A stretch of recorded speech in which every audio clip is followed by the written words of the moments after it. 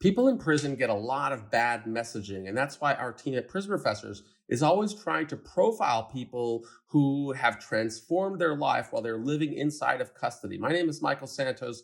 I'm with Prison Professors, and I strive to create this content every day. Today, I'm going to be reading an article from that I saw online about some people who are serving time in prison while they're simultaneously going to law school. I just always like to kind of record how I do it so that people in jail and prison have a reason to be very deliberate about the books that they read, the way that they spend their time, the strategies they pursue to prepare for success upon release. Now we're going to learn from this amazing story. So I'm going to just use my gimbal to turn this computer over to where I'm reading. You'll see that I have a camera up there. I have a microphone here. I had to learn all this stuff after I came out of prison.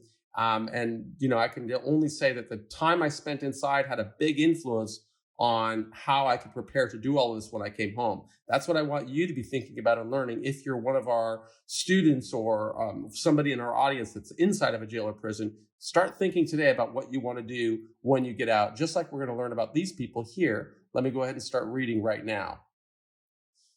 Okay, so this is how I'll start it on a YouTube channel. Good morning. Welcome to Prison Professors. Today, I want to share an inspiring story that I just found about a group of students who really prepared themselves well while they were serving time in prison. They prepared themselves so well that they persuaded a law school to admit them, and they are going to earn a law degree while they're serving time. Let's learn from these really inspiring people, and I'll just go ahead and read the article. So the title of it is, "These Students Are the First to Attend Law School from Prison." A variance from the American Bar Association, a tweak to how the LSAT is delivered, and close collaboration between schools and the prison system has led to this historic achievement. Now, for those of you who don't know, the LSAT is called the law school, is short for the Law School Aptitude Test. And what they're doing is they're measuring whether people have a good chance of being able to complete the complexities and the rigor of studying in a law school curriculum. So we're going to learn more about how this inspiring young person named Maureen is one of the country's first incarcerated students. Let's just see what the story says. In August, Maureen, I'm going to make a bad pronunciation here. In August, Maureen Onialabi and Jeffrey Young began classes with St. Paul's Mitchell Hamline School of Law in pursuit of law degrees.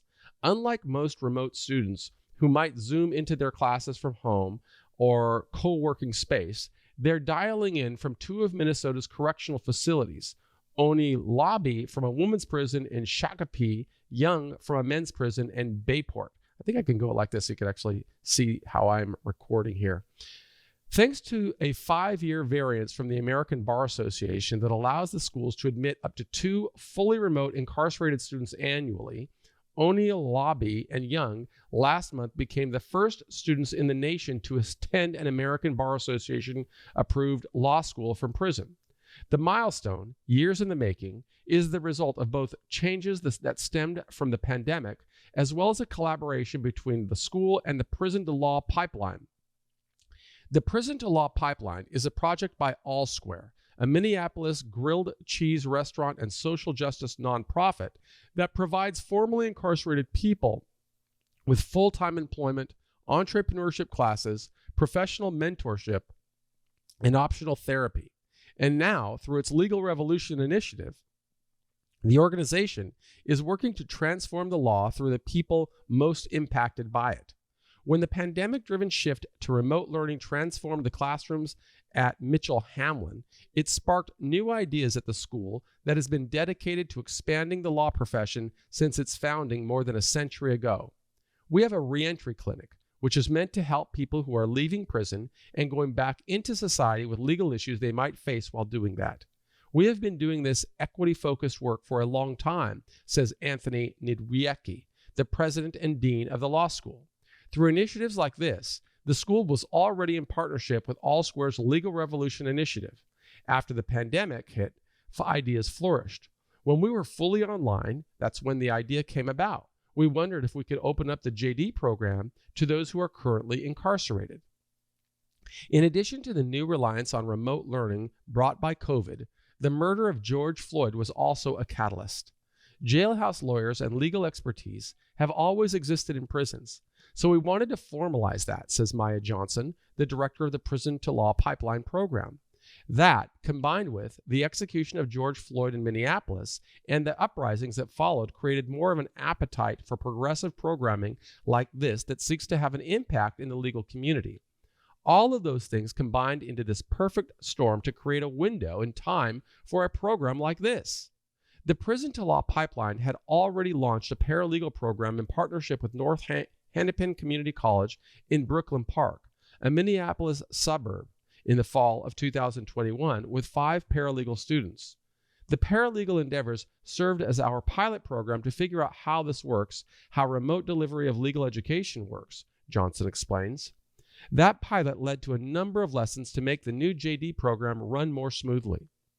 While the paralegal program is run differently than the JD program, the former is asynchronous, while the latter is delivered through the real-time classes on Zoom.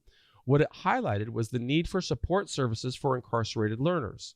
Such services include peer mentorship from others who were formerly incarcerated, professional mentorship from the legal community, and tutoring.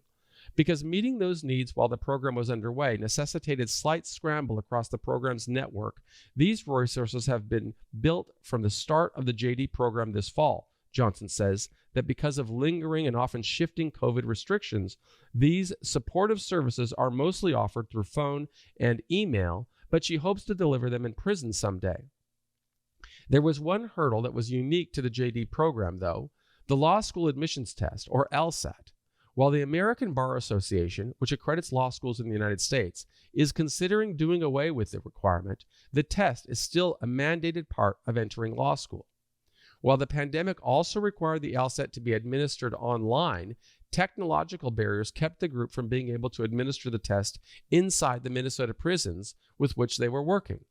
I had served on an LSAT committee, so I got in touch with the people who do the LSAT test and asked if there was something else we could do with the test. Nidwicki says. The solution was to deliver the test on paper. So about 1.5 years ago, Nidwicki did so himself at the Shakopee and Bayport prisons.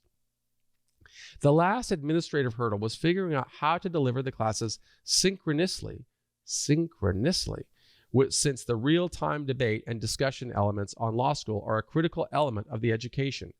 Both Nidwicki and Johnson cite the collaboration and solutions-oriented approach of Paul Schnell, the commissioner of the Minnesota Department of Corrections, as a critical factor in the program's success.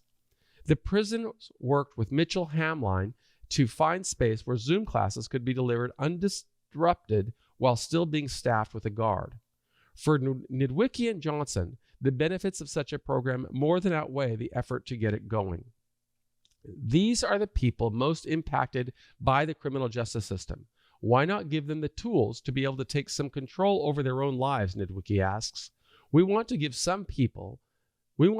people skills because they are going to leave prison eventually to become productive citizens. Non-incarcerated students at Mitchell Hamline will benefit as well, Johnson adds.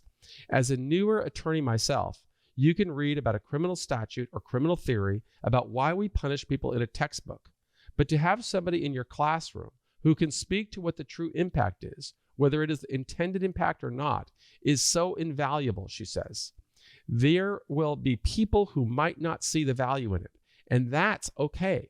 The goal is not to make people want to start programs like ours, but really just to maybe open their minds a little and not operate in a system where we put people behind closed doors and forget about them.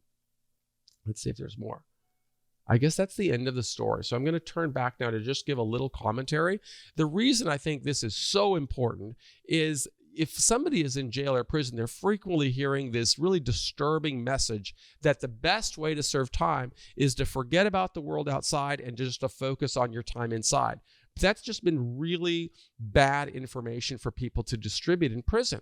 It's far more important to profile people like these two leaders that we just read about who have transformed their lives and are going to work toward earning a law degree, and then that will give them the confidence that they can, if they want to go ahead and take the bar exam and become an attorney, they can do that, but they could take that legal education and apply it to anything else. And that's the same thing you can do. If you're sitting inside of a jail or a prison right now, please be thinking about the books that you're reading, the friends that you're choosing, the activities you're pursuing, because all of these decisions have a direct impact on what you can become in the weeks, months, years, and decades ahead. It can influence what mentors come into your life and develop this vested interest in helping you prepare for success.